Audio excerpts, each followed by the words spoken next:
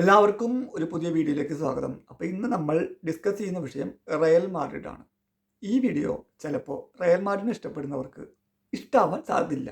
കാരണം റയൽ മാഡ്രിഡിനെ കുറിച്ച് എനിക്ക് തോന്നിയിട്ടില്ല, ഈ റയൽ മാഡ്രിഡിനെ ഇപ്പോഴുള്ള റയൽ മാഡ്രിഡിനെ കുറിച്ചിട്ട് എനിക്ക് തോന്നിയിട്ടുള്ള ചില കാര്യങ്ങളാണ് ഞാൻ പറയാൻ പോകുന്നത്. അത് ചിലപ്പോൾ റയൽ മാഡ്രിഡ് ഇഷ്ടപ്പെടുന്നവർക്ക് അത്രയ്ക്ക് പിടിക്കാൻ സാധ്യതയില്ല. കാര്യം എന്ന് വെച്ച് കഴിഞ്ഞാൽ എല്ലാവരും പറയാറുണ്ട്, സാന്റിയാഗോ ബെർണാബ്യൂ അതായത് റയൽ മാഡ്രിഡിൻ്റെ ഹോം ഗ്രൗണ്ടിൽ കളിക്കാൻ വരുമ്പോൾ അത് അത്ഭുതങ്ങളുടെ എന്ന് പറഞ്ഞു കഴിഞ്ഞാൽ അത്ഭുതങ്ങൾ ഉണ്ടാവാൻ സാധ്യതയുള്ള ഗ്രൗണ്ടാണ്. 90 മിനിറ്റ് എന്ന് പറഞ്ഞു കഴിഞ്ഞാൽ 90 മിനിറ്റ് എന്ന് പറഞ്ഞു കഴിഞ്ഞാൽ വളരെ കൂടുതലാണ് അവിടെ എന്നൊക്കെ പറയാറുണ്ട്. കാരണം അവിടെ പല അട്ടിമറികളും മുൻകാലങ്ങളിൽ റയൽ മാഡ്രിഡ് നടത്തിയിട്ടുണ്ട്. പ്രത്യേകിച്ച് മാഞ്ചസ്റ്റർ സിറ്റിയോടൊക്കെ ചോദിച്ചു കഴിഞ്ഞാൽ അവർക്ക് പ്രത്യേകം മനസ്സിലാവും സാന്റിയാഗോ ബെർണാബ്യൂവിൽ എന്ത് അത്ഭുതങ്ങളൊക്കെയാണ് നടക്കുന്നത്.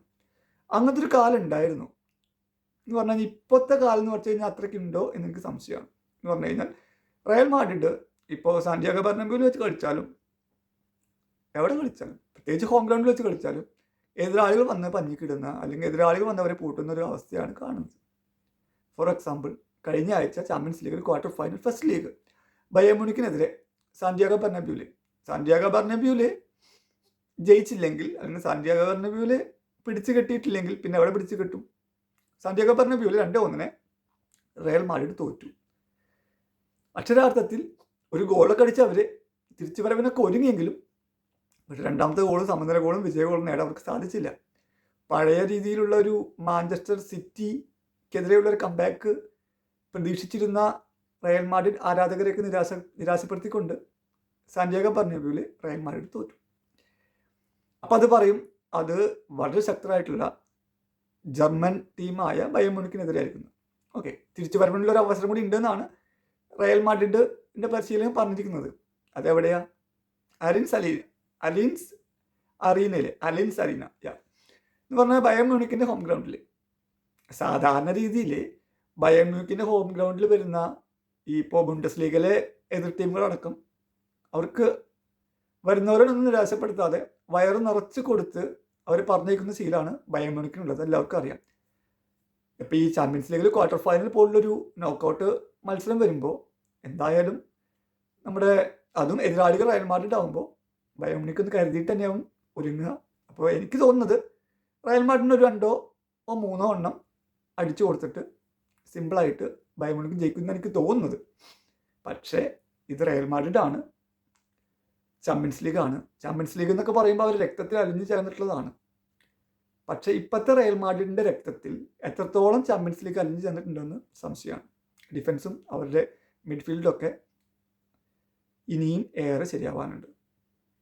ലൂക്ക മോഡ്രിച്ചും ടോണി ക്രൂസും വരുത്തിയ ആ വിടവില്ലേ, ആ ഗ്യാപ്പ് ഇതുവരെ ആർക്കും അതിൽ എന്ന് പറഞ്ഞാൽ ആ വിടവ് നികത്താൻ ആർക്കും പറ്റിയിട്ടില്ല. അങ്ങനത്തെ ഒരു കാര്യം കൂടി ഉണ്ട്.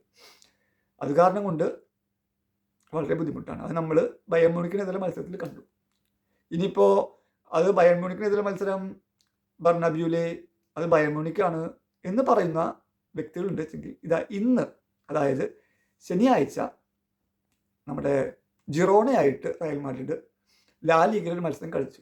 സാന്റിയാഗോ ബെർണാബ്യൂ ഹോം ഗ്രൗണ്ട് 1-1 സമനിലയിൽ അത് പിരിഞ്ഞു. സാന്റിയാഗോ ബെർണാബ്യൂ ആണ്,